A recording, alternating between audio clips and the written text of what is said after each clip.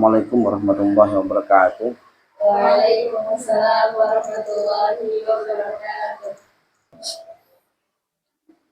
Bismillahirrahmanirrahim. As-su'al. Ada sebuah soal. Iku kaifa bagaimana? I'tiqaduka utawi keyakinanmu fil Injili terhadap kitab Injil. Sekarang kita masuk kepada pembahasan bagaimana cara kita mengimani kitab Injil. Al-jawab, a'taqidu, saya meyakini, annal Injila, sesungguhnya kitab Injil, iku kitabun, sebuah kitab, min kutubillahi, dari kitab-kitabnya Allah subhanahu wa ta'ala, maha suci Allah wa ta'ala dan maha luhur sapa Allah, anzalahu, yang Allah turunkan, hu, kitab tersebut ya Injil, alal masih, kepada al-masih, kepada orang yang telah diurapi ya, alal masih, pada orang yang diurapi. Siapa itu yang dimaksud? Isa, Nabi Isa alaihi salam, alaihi ku tetap ingatasi Nabi Isa, assalamu utawi keselamatan. Nah, cara kita meyakini kitab Injil itu adalah kita harus yakin bahwa Injil itu juga adalah salah satu kitabnya Allah. Kitab Injil itu kita harus yakin ada sebuah kitab Allah yang diturunkan kepada Nabi Isa Al-Masih. Nabi Isa Al-Masih. Al-Masih ini kenapa? Itu kan dari aslinya dari bahasa Ibrani yang diserap menjadi bahasa Arab atau bahasa Arabnya Quran. Al-Masih itu dari kata Mesiah. Mesiah. Secara artinya adalah itu yang diurapi, yang diusap. Nopo nggih maksudnya kira-kira? Kalau Nabi Isa mendapatkan gelar namanya Al-Masih, yang diusap. Gini ceritanya. Ceritanya gini. Kenapa kok ada kata Al-Masih? Kenapa kok Nabi Isa itu mendapatkan gelar Al-Masih, ya, yang diusap? Kenapa kok diusap ya Al-Masih? Kata-kata diusap kok itu kok menjadi gelar gitu loh. Karena gini. Jadi itu dulu, ya, dulu di Bani Israel itu, ya, di Bani Israel itu, ketika seseorang itu menjadi raja, dia itu akan diusap. Maksudnya apa? Ini sebagai penobatan. Tanda penobatan. Al-Masih ini juga bisa diartikan sang pembaptis, penobatan. Jadi maksudnya yang diurapi, yang diusap, yang dinobatkan menjadi raja, gitu loh maksudnya.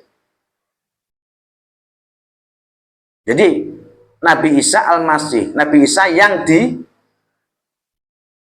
menjadi raja. Maksudnya apa? Gini.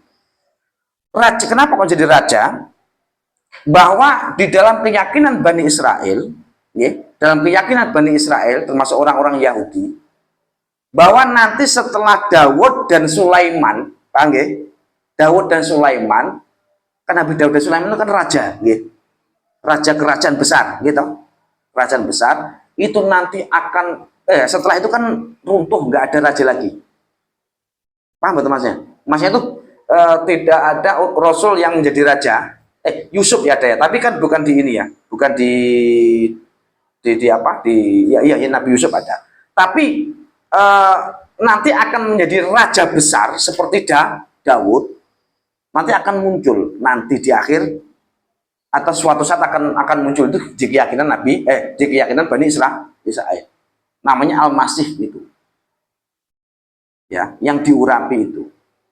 Nah, kemudian muncullah yang namanya Nabi Isa dengan gelar Al-Masih.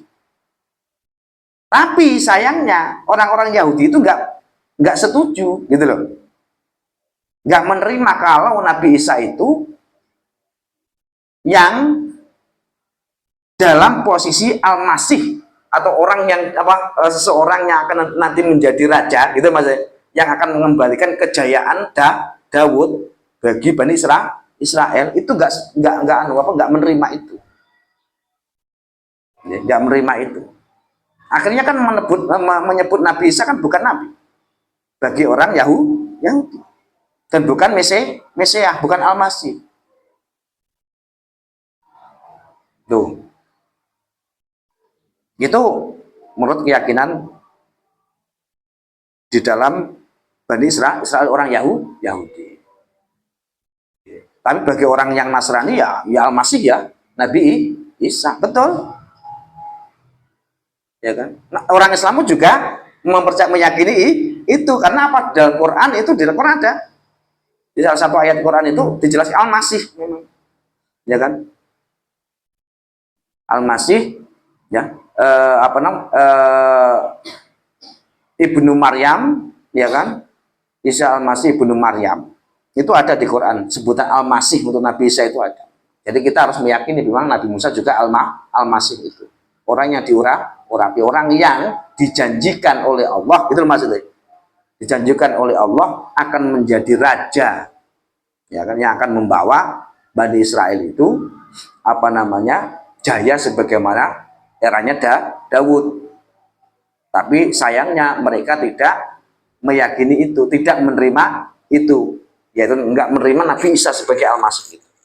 Kemudian kan yang menjadikan Nabi Isa itu diuber-uber toh, ya, diuber-uber kemudian ditangkap itu kan oleh Romawi itu ya. Itu kan ya termasuk ajudannya dari Yahudi. Gitu. Oke. Wadhalika, dan utawi kitab Injil itu iku li bayanil haqaiqi,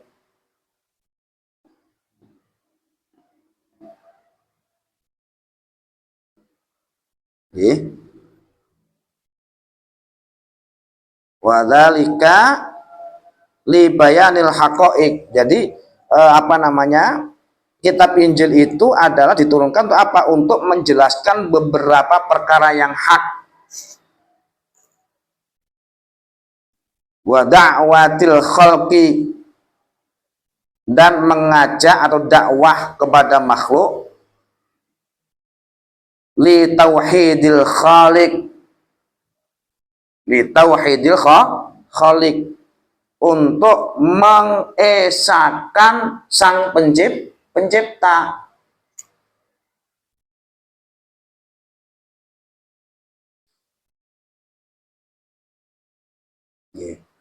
Wa naskhi ba'di ahkamit taurati, wa naskhi, dan menasah itu menghapus, merevisi ba'di ahkamit taurati, sebagian hukum-hukumnya Taurat. Al-far'iyyati, yang bersifat cabang, bukan prinsip.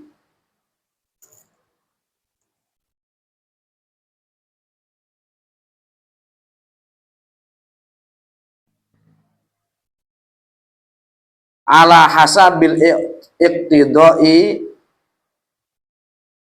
pada ini melihat kondisi pelaksanaan hukum, ya, atau aturan hukum.